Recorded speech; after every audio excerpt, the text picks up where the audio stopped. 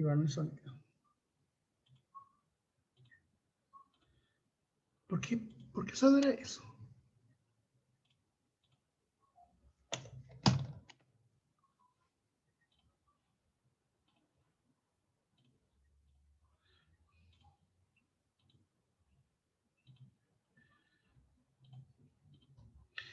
Welcome back, guys. Welcome, Modilene and Gabby.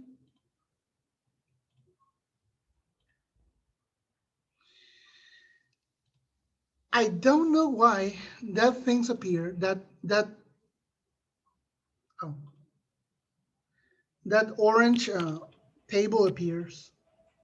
Mm. It appeared also in the previous class. Yes. And I was thinking that you didn't see it, but now I know that you do. I've never seen that in another presentation. No, for me that was the first time also.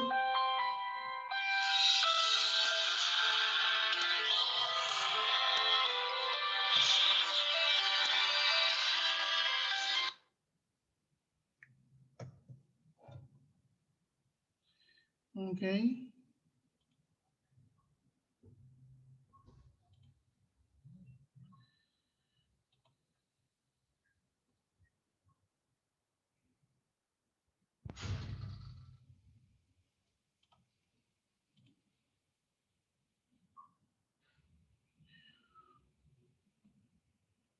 Okay, let's continue, guys. Now, in the same chapter, there was another activity. I'm going to skip this, okay, because of the time restraints.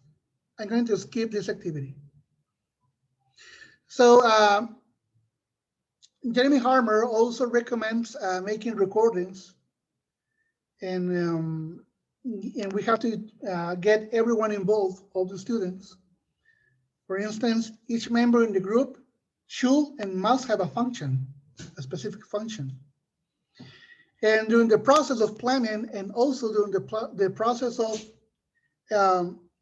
making the recording, we have to ensure that everyone has a participation or a say in the decision-making process. And moreover, we need to assign roles, very specific roles, to everyone. That way we ensure that everyone participates, we ensure that everyone has something to do, and everyone gets involved in the activity. Now, in activity 2, there were some videos that you watched, and here I wrote the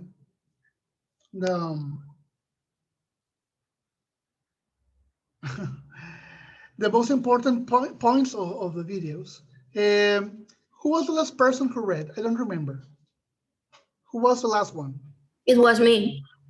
Marisa, choose a victim, please. Ignacio. Okay, thank you. Activity 2, teaching speaking activities. Video 1. A warmer is a good way to begin a lesson, and remember that the focus is on fluency. Grouping. Decide how you are going to group your students according to the class characteristics. ICQs. Look around and provide the instruction. Don't use overcomplicated language. Use simple and short instructions. Do some controlled oral practice of the target language before they start practicing in groups. Drill, chants, songs, providing prompts, etc.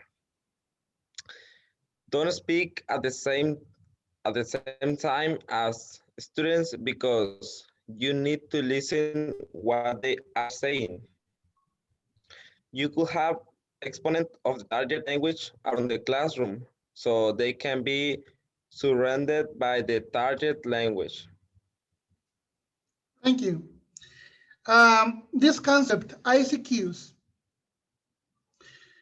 I'm pretty sure that you have had the experience as teachers that you provide instructions and students don't follow them. So one way to deal with this is to do ICQs, which is instruction checking questions. You first provide the instructions. For instance, guys, you're going to first you're going to answer individually activity 1, and then you're going to talk with your partner. You're going to share with your partner your answers. At the end, you're going to in pairs. You're going to provide a definition of activity 1. That's what we do. We provide the instructions, but we don't check if they understood if they followed you. So one option is once that you have provided instructions, do ICQs, instruction checking questions. Okay, guys. Now, what are you going to do? And then they begin. We're going to answer activity 1. Okay. Individually, in pairs, or in groups? And they answer individually. Okay, what page? And they answer. And then what are you going to do? Are you going to work in pairs? Are you going to work in as a group? Or are you going to work individually? That way you can also review the instructions, and you make sure that everyone has understood the instruction that you provided. Also, before free or oral practice, you need to perform some control or practice of the target language. Drills are very good for this, especially the rashes drills, chants, songs for small children, and provide exponents or examples or samples of the target language around the classroom so they can know what they're expected to perform. Thank you, Ignacio. Choose a victim, please. Efraín. Activity 2, teaching, speaking activities. Video 2, feedback. Decide if the feedback is going to be teacher-led or student-led. Don't let activities drag on, change them, and use different variants of them. You can design activities where students can practice the target language, but in a fun context. Students can feedback their own activity by monitoring their peers. If the focus of the lesson is accuracy, provide more practice on the target language in a controlled way. Yes, those are concepts. Thank you, Efrain. Those are concepts covered in video 2. Efrain, choose another victim, please, another person. Adilena. Thank you.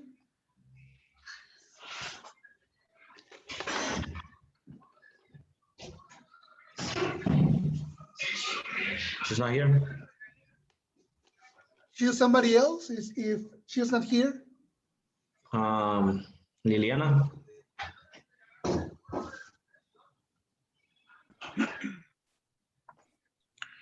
Video 3, monitoring. In speaking, sometimes it's good to take a back seat and just monitor your learner's work. Don't monitor too closely. Sometimes it's a good idea to tell students what you'll be monitoring so they know what to do and what to expect. Don't interfere too early. Praise your learners when they are doing good. Try to move them around and finish the task when they are still busy. Finish on a high note. You can provide feedback with the whole group at the end of the activity within the important aspect you want to revise. Thank you, Liliana. Yes, it's very important that when you monitor, especially in speaking activities, don't be on top of your students. Maybe in a few steps back. That way they don't feel watched. And it's very important also to tell them what you'll be monitoring or what aspect you'll be evaluating, so they know what to do and act accordingly. And also, when they are working in teams, let them work. Give them, I don't know, depending on the activity, at least 10 minutes. Don't interfere too early. Let them work. And this is very important. Praise them. Praise them when they are doing good, and also when they are having some difficulties, motivate them, provide them with tools to do it correctly. And also try to finish in a high tempo when they are motivated, when the task is when the task doesn't get old. This is very important. Ask them to perform and not let the task get old. Sometimes we ask all of them to perform and everyone is bored at the end. And very important, when you provide feedback, when you see there are some aspects that the majority of the group has problems with, well, you can provide feedback as a group and not individually. Thank you, Liliana. Now, now we're going here in chapter 19, which was about writing. As we know, literacy has to do with a person who knows to write and read. But even in literacy, there are different levels of writing. There are some people who can only write in a very basic level, and people who are like, I don't know, Gabriel Garcia Marquez, who can write books worthy of Nobel Prizes. So we need to make sure that our students are getting or developing the right skills of writing according to their age and to their level also. That is very important. We're going to skip this because it's rather long. Now, Jeremy Harmer talks about handwriting. As we know, handwriting is slowly becoming a lost art. I remember when I was a student, not so many years ago, when I was in elementary school, handwriting was a very important aspect that the teachers or the professor assessed. If your work wasn't legible, wasn't easily understood in writing, they will rip the page out and have you write it again in a way that it can be read perfectly. Liliana, please choose a victim, please. Yes, Josue. Can you help us, Josue? I knew it. Okay. I can see the title, but Yes. the ability to write, handwriting. The ability to write with a pencil or a pen is absolutely vital. Encourages brain growth, aids memory, and raises grades. Okay, the complaint and the child guide response. Theft. I don't know. Okay. Okay, yes. So It's what are teacher responses? okay. It's slow, and the response is like anything else, it gets faster as you practice it. And the complaint is it's boring. And the response is there is enormous pleasure to be found in the precise execution of something difficult. Complaint is not modern.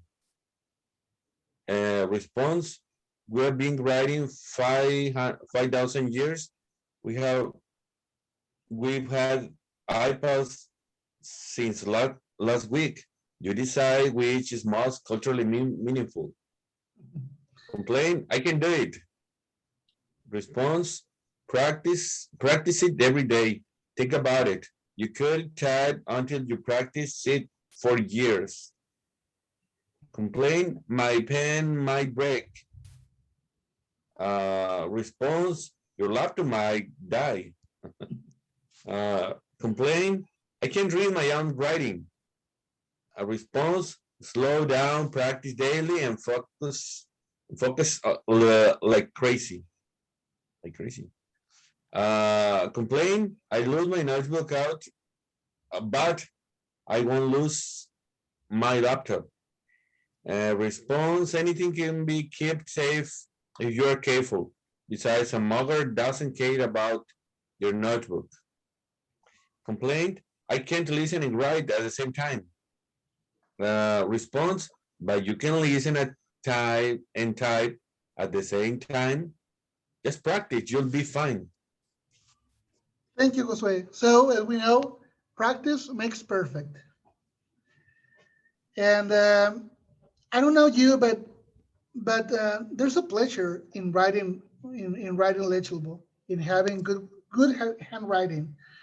Especially girls have a beautiful handwriting. I have seen that, and we can develop that also because it has some positive effects in other aspects, brain growth, memory aid, and also provides better grades in school.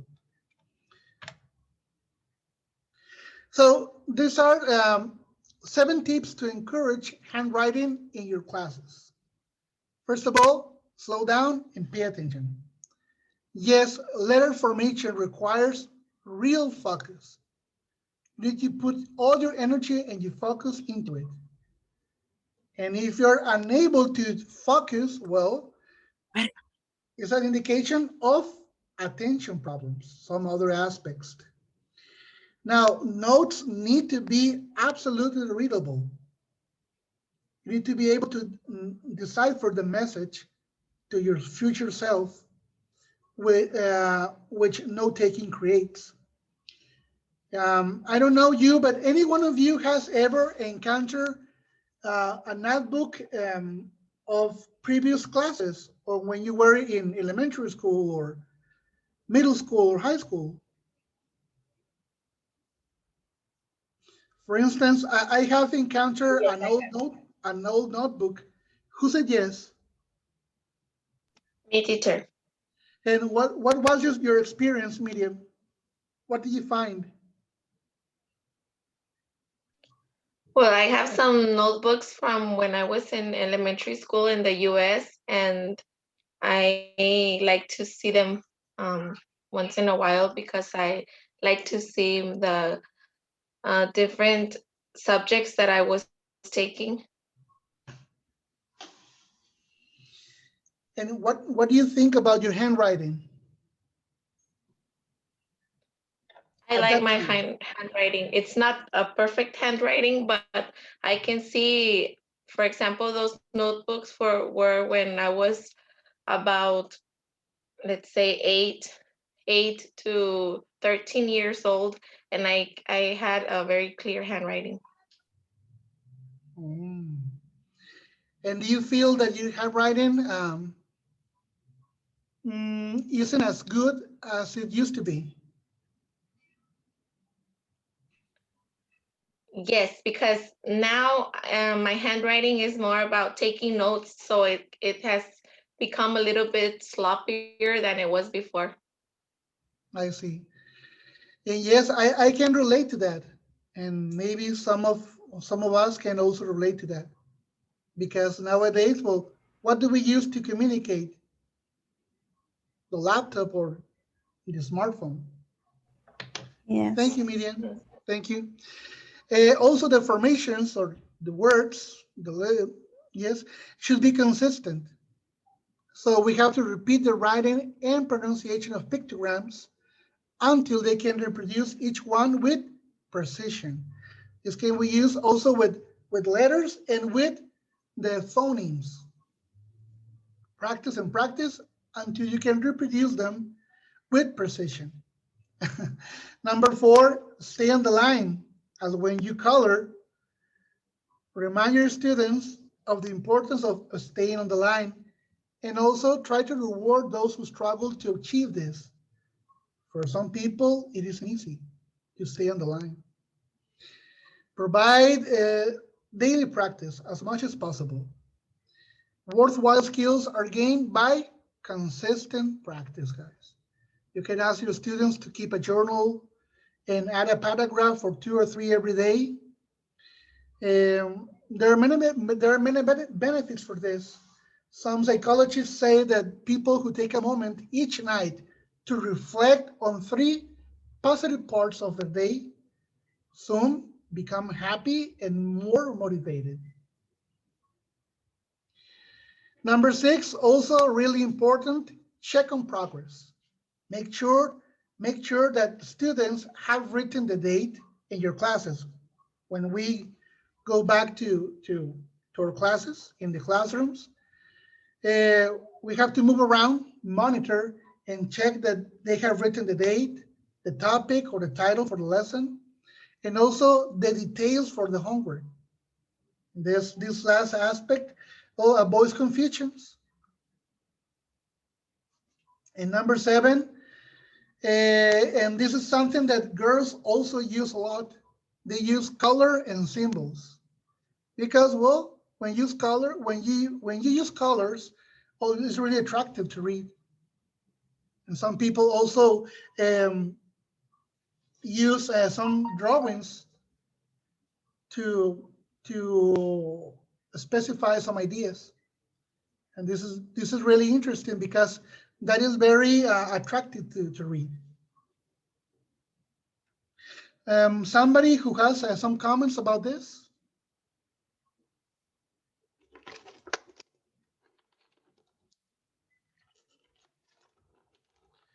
Any one of you uses colors when you're writing? Or do you use images or symbols? Yes, I used to do that because I think it's more attractive to me than to remember the information that I wrote. Do you use colors or symbols or both? Both. I Both. used to do some figures and change colors. I'm the marker person. A marker person. I used to use markers with different colors to make my notes. Interesting. And I believe that when you read those annotations, it's easier for you to understand, right?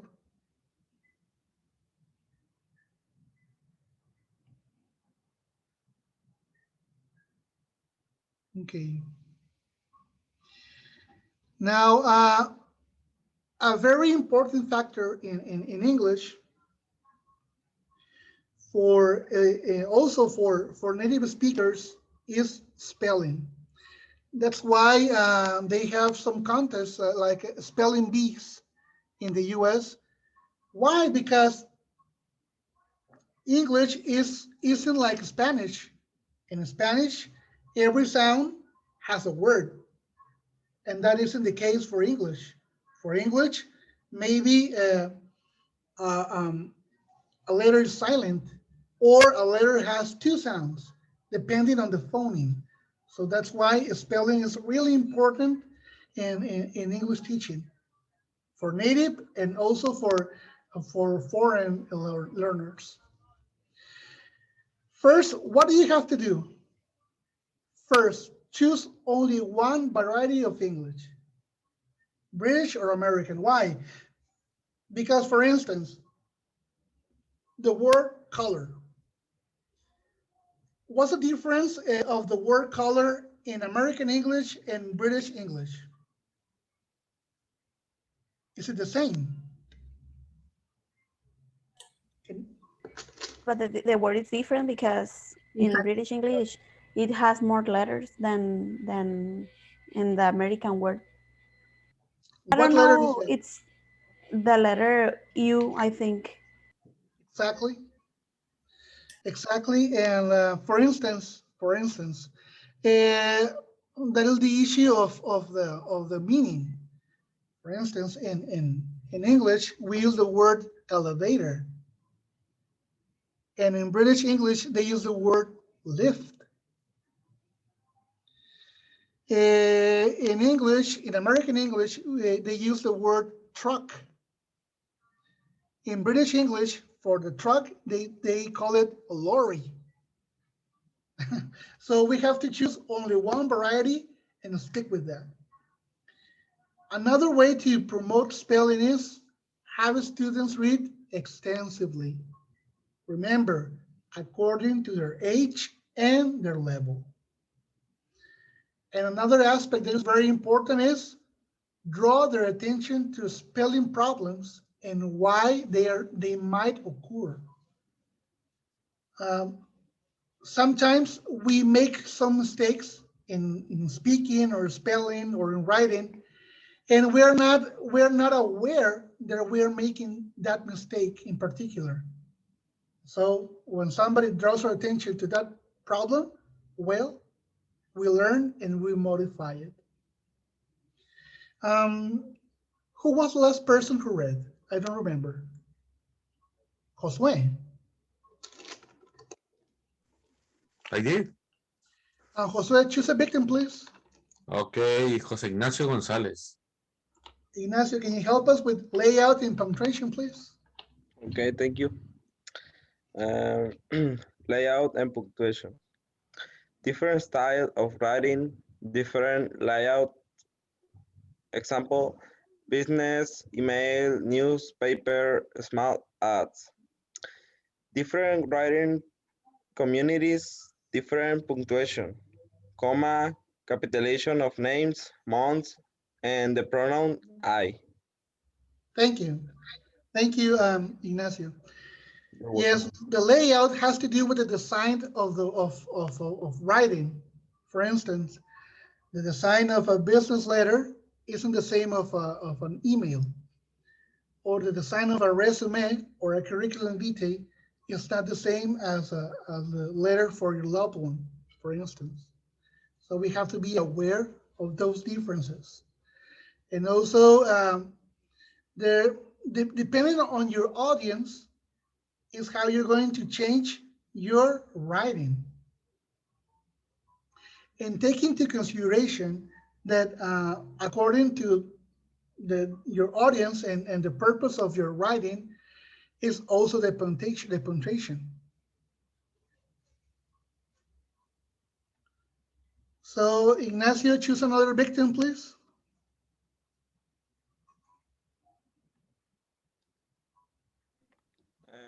Aaron. Now, thank you. In writing, there are two types of approaches. We're going to see the first one here. Aaron, can you help us? Product approach. This is a teaching approach. Students are encouraged to mimic, imitate a model text, and usually present and analyze at an early stage. Thank you. This is the product approach. Aaron, choose a victim, please. Rene,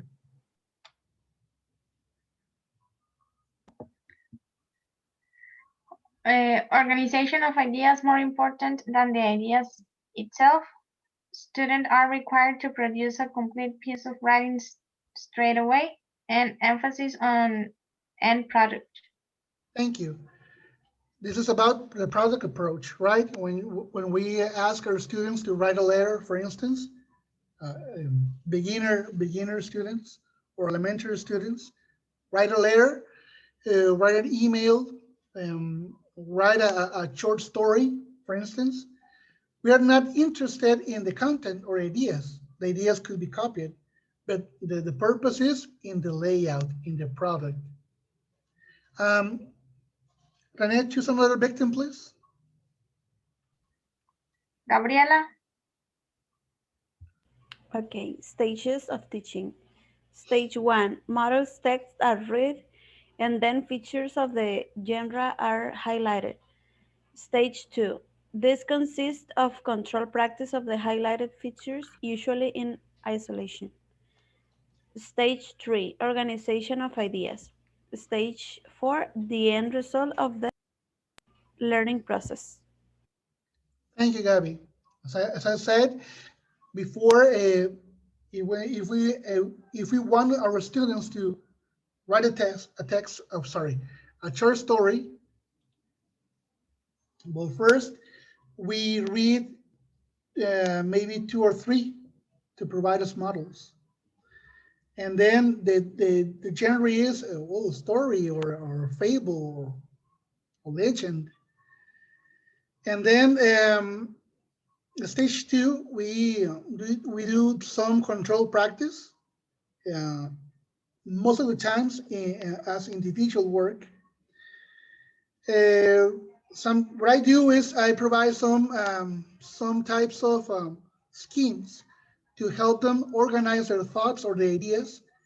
And once that they unite those ideas or the answers to some questions, they can produce a short story or a short text. Then in stage 3, they organize their ideas. And stage 4, well, they present the end product of the learning process.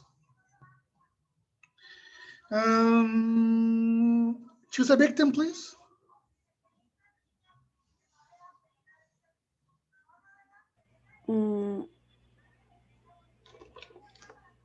Liliana.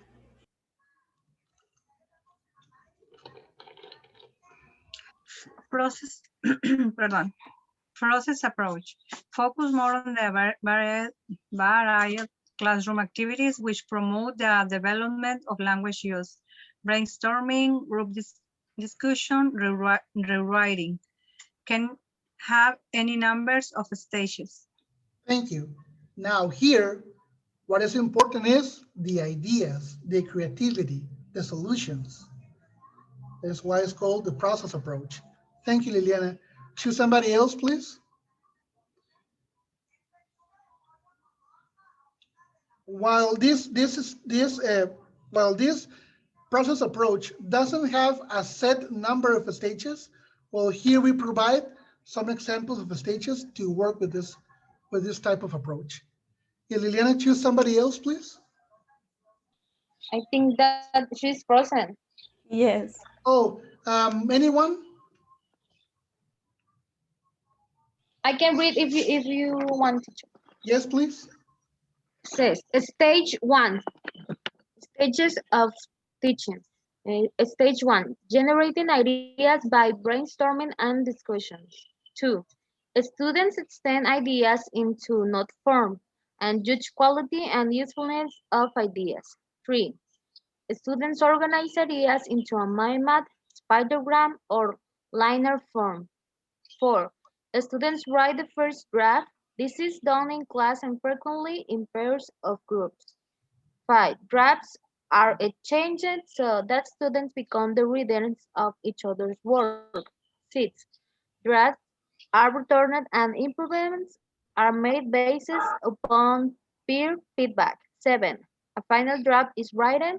And 8, students once again exchange and read each other's work and perhaps even write a response or reply. Thank you. Thank you, Adilene. Yes, this is an example of how to work with this type of approach, the process approach. Thank you, Adilene. Choose somebody else, please.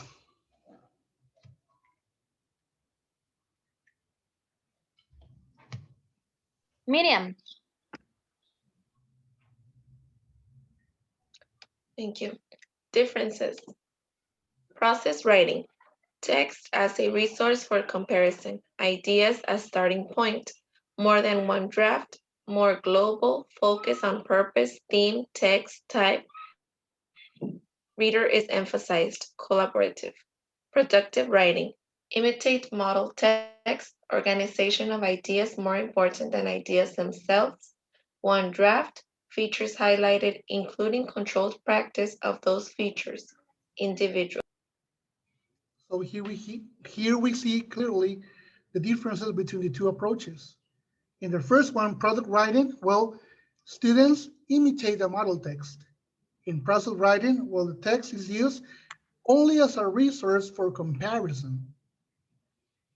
In product writing, well, the organization of ideas is more important. And in process writing, well, the ideas come as a starting point to elaborate on them.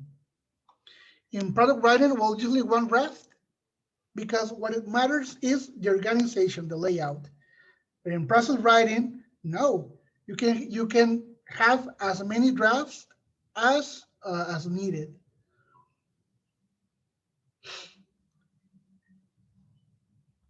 Then in product writing, well, it's more controlled practice because you're working in a set number of characteristics.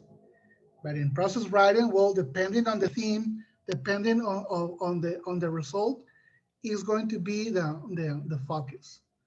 Yes, maybe in the purpose, maybe in the theme, the text type, and also you have to consider your audience or the person who's going to read it. And product writing is more an individual task. In process writing, well, depending on the end result, it can be individual, but is more collaborative. Okay, because we have to brainstorm to provide several ideas or several or different views of a topic. Okay, guys, listen, I'm going to finish this session and we once again log in to wrap it up, okay? Just a few minutes. Okay. So we end the session and I wrap it, we come back to wrap it up. See you in a bit. Okay.